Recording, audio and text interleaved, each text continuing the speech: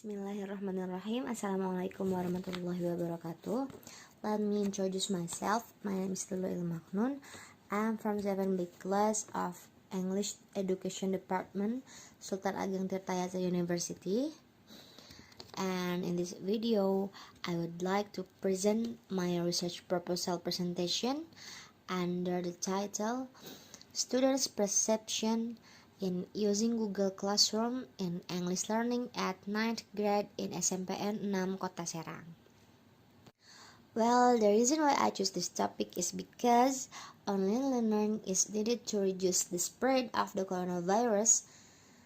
In the situation, every school must do an online learning process. One of the schools that use online learning is SMPN 6 Kota Serang. They use Google Classroom as an online learning platform to continue a learning process. Google Classroom provides space to the students in the form of active and interactive learning, which is packaged in the collaborative learning. In Google Classroom also offer features that can encourage students to learn cooperatively. Chapter 1.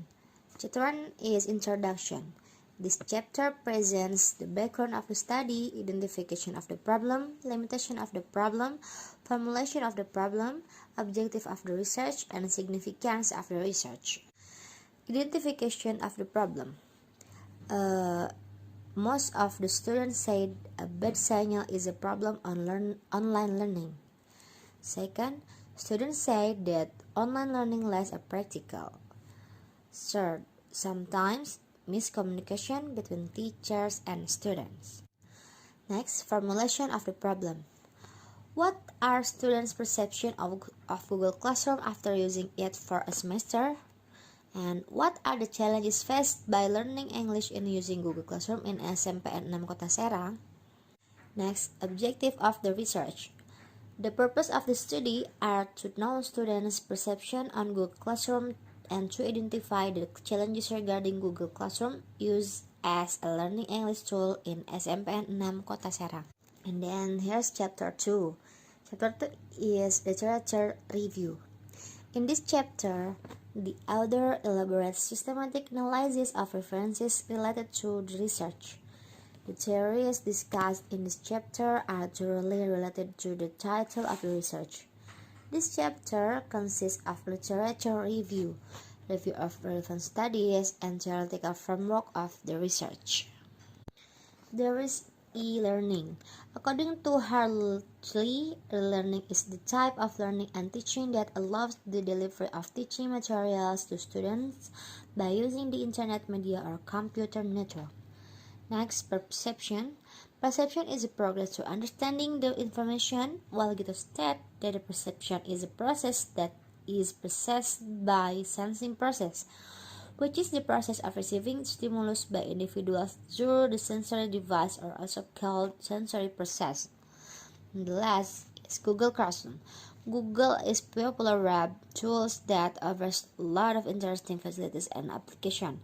It, like many other web tools, has potential for teaching and learning because it's unique value interaction that offers pedagogical, social, and technological affordance. And the last is chapter 3. Chapter 3 about methodology. This chapter provides a detailed description of the methodology employed in this research.